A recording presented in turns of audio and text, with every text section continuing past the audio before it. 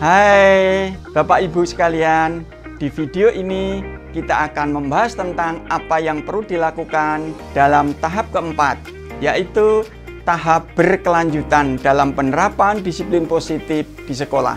Jadi, pastikan kalau Bapak Ibu sekalian sudah menonton video yang pertama, kedua, dan ketiga. Nah, di tahapan berkelanjutan, aktivitas yang dilakukan pada tahap ini adalah yang pertama, pertemuan kelas. Pertemuan kelas dapat dilakukan secara berkala, misalnya 1 bulan sekali atau berdasarkan kebutuhan mendesak karena perlu segera untuk ditangani untuk kepentingan pembelajaran di kelas. Pertemuan kelas ini difasilitasi oleh wali kelas untuk melakukan refleksi kesepakatan kelas yang sudah dibuat, memperbaharui kegiatan kelas, ataupun sebagai media untuk membangun pemikiran dan perilaku positif peserta didik berkaitan dengan kondisi-kondisi peserta didik atau kejadian-kejadian sementara yang viral bagi peserta didik. Yang kedua, pertemuan evaluasi dan refleksi. Pertemuan ini dilakukan secara berkala. Para pendidik, tenaga kependidikan yang terkait dengan penerapan disiplin positif di sekolah dapat dilakukan dalam rapat-rapat yang melibatkan pendidik, tenaga kependidikan dengan menjadikan salah satu agenda rapat.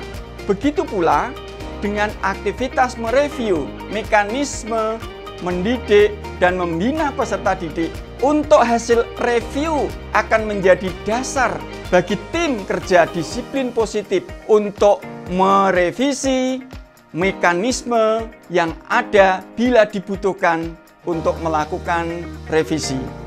Yang ketiga, tim kerja penerapan dengan bimbingan dan arahan kepala sekolah melakukan monitoring dan evaluasi penerapan gerakan disiplin positif di sekolah secara berkala dan melakukan pertemuan refleksi terkait hasil monitoring dan evaluasi serta merekomendasikan proses dan hasilnya dengan baik.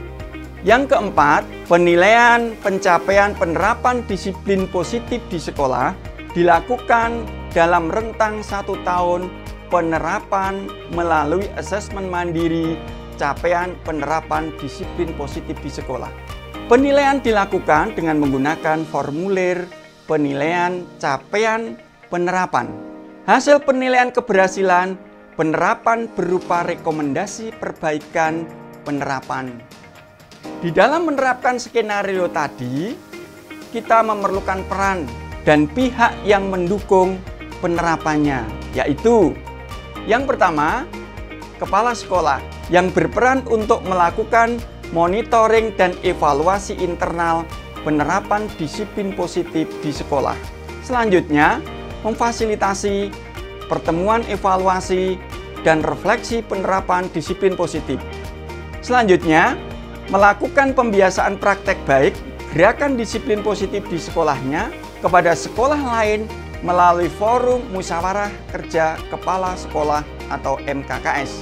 Selanjutnya adalah tim kerja penerapan disiplin positif di sekolah yang berperan di dalam mendokumentasikan hasil pertemuan evaluasi dan refleksi penerapan disiplin positif dan membuat rencana tindak lanjutnya. Selanjutnya, melakukan penilaian penerapan disiplin positif di sekolah dengan mengkaji pemenuhan indikator dan parameter melalui alat bukti yang sesuai. Selanjutnya, mengorganisir dan melakukan tindakan perbaikan penerapan disiplin positif di sekolah sesuai rekomendasi hasil penilaian penerapan disiplin positif di sekolah. Yang berikutnya adalah wali kelas. Dalam hal ini, wali kelas memfasilitasi pertemuan kelas secara berkala untuk merefleksikan penerapan kesepakatan kelas. Yang selanjutnya adalah mengkomunikasikan proses-proses penanganan perilaku peserta didik di kelasnya dengan tim kerja penerapan disiplin positif. Selanjutnya adalah pendidik atau tenaga kependidikan. Secara umum, memiliki peran yang sangat penting di dalam hal ini, yaitu menyampaikan pembelajaran-pembelajaran penting yang dialami selama penerapan gerakan disiplin positif di sekolah pada saat pertemuan, refleksi, dan evaluasi yang dilakukan. Selanjutnya, melakukan pembiasaan praktek baik gerakan disiplin positif di sekolahnya kepada sekolah lain melalui forum musyawarah mata pelajaran atau MGMP dan forum kelompok kerja guru atau KKG. Berikutnya, yang tidak kalah pentingnya adalah komite sekolah, orang tua peserta didik, dan stakeholder sekolah lainnya yang perlu untuk turut terlibat di dalam proses monitoring dan evaluasi berkala pertemuan refleksi penerapan yang dilakukan tim kerja penerapan. Yang selanjutnya, bersama-sama tim kerja melakukan penilaian capaian penerapan gerakan disiplin positif di sekolah.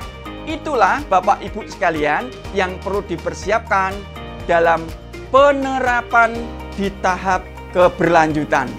Baiklah, Bapak Ibu sekalian, para pendidik semuanya, kita sudah mengenal 4 tahap di dalam penerapan gerakan disiplin positif di sekolah. Tentunya di setiap tahap pasti tidak mudah dan ada tantangan yang akan dihadapi. Hal ini sangat bisa diwujudkan jika dilakukan bersama-sama. Pastikan Bapak Ibu juga punya rekan atau teman untuk saling bercerita dalam menerapkan disiplin positif. Yuk, kita mulai dari diri sendiri dulu dan kita ajak orang-orang di sekitar kita untuk berubah menjadi lebih baik. Selamat berproses Bapak Ibu. Disiplin positif, mendidik tanpa kekerasan.